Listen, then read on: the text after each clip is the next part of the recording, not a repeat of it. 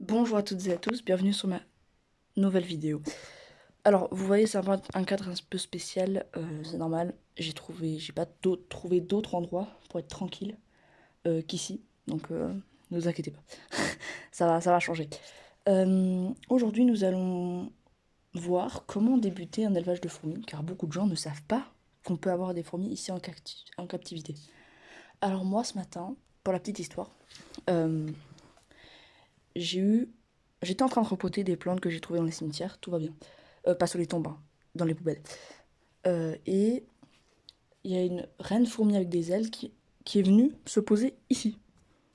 Bon, la table dehors, quoi. Et je me suis dit, mais qu'est-ce qu'elle fout là? Du coup, je suis allée regarder par terre. J'ai vu 3 reines en un coup. Tout va bien. Du coup, je me suis dit, oh là là, il y a eu un essaimage. Du coup, je suis allée chercher un petit récipient pour les mettre. Et j'en ai eu 10 en 5-10 minutes. Voilà. Donc voilà, là j'en ai perdu 2 que j'ai retrouvées dans la maison, yes. Il y en a une qui était morte et l'autre, bah, je l'ai relâchée. Mais du coup, j'ai tenté. Alors je sais pas exactement quelle espèce il s'agit. S'il y a des spécialistes parmi vous, vous pouvez me le dire. Du coup, j'ai commencé mon petit élevage, donc je les ai mis aujourd'hui dans le tube. Donc pour commencer un élevage, c'est très simple, il vous faut du coton, un tube à essai et de l'eau. C'est tout. Un tube standard, hein, comme dans les laboratoires. Voilà. Et une reine fourmi, évidemment. Donc comment on la reconnaît, la reine fourmi? C'est très simple, elle est beaucoup plus grosse. Et vous pouvez vraiment pas la louper. Elle se fait remarquer à 5 mètres. Euh, Celle-là, vraiment, je tourne le regard, mon regard se fixe dès que j'en vois une sur elle. Donc vraiment, vous pouvez pas les louper. Voilà. Alors, moi j'ai testé une petite expérience. Je les ai mis les 8 ensemble. Alors je sais pas si vous allez bien les voir. Donc là, je les ai mis aujourd'hui en tube, hein, comme je vous ai dit plus tôt. Je vais aller allumer la lumière, voilà. Et voilà, donc je vais pas les déranger pendant un mois. Essayez au plus possible de ne pas les déranger. Ça va accélérer le développement, voilà.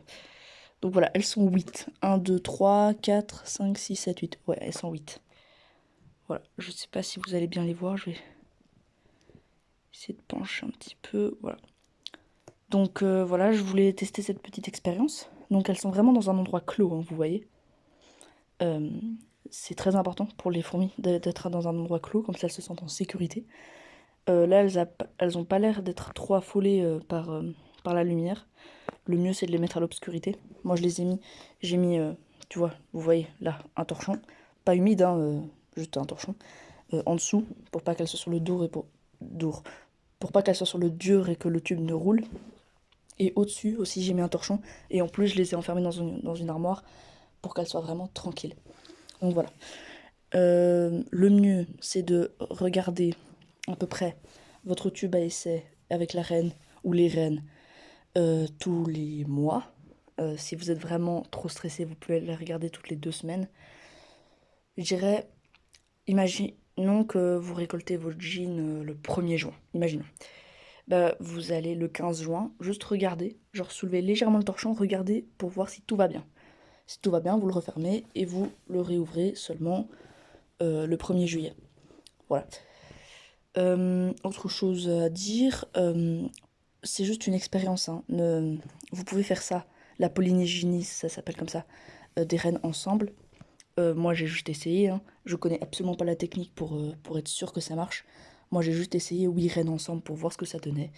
Et voilà. Donc ça c'est bien. Autre chose à dire, non. Ne les nourrissez pas avant les premières ouvrières. Vous prenez, c'est simple, hein, vous avez sûrement des insectes dans votre jardin, vous prenez un insecte, n'importe lequel. Bon, pas des vers de terre, c'est non. Mais genre des insectes, genre des gendarmes ou d'autres insectes. Ou si vous avez un élevage de mouches ou de blattes, vous prenez et vous le mettez dans le nid. Seulement avant, vous congelez la nourriture. Ça paraît un peu sadique, mais c'est très important de congeler la nourriture pour éviter les acariens.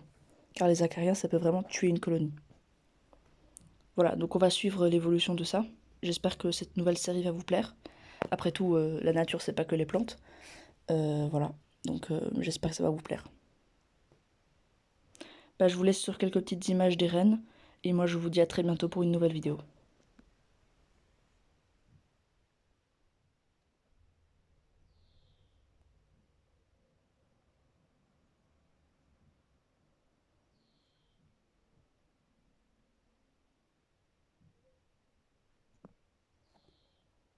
Et pour ceux qui s'inquiétaient, ne vous inquiétez pas, l'air passe à travers les cotons. Donc elles peuvent respirer.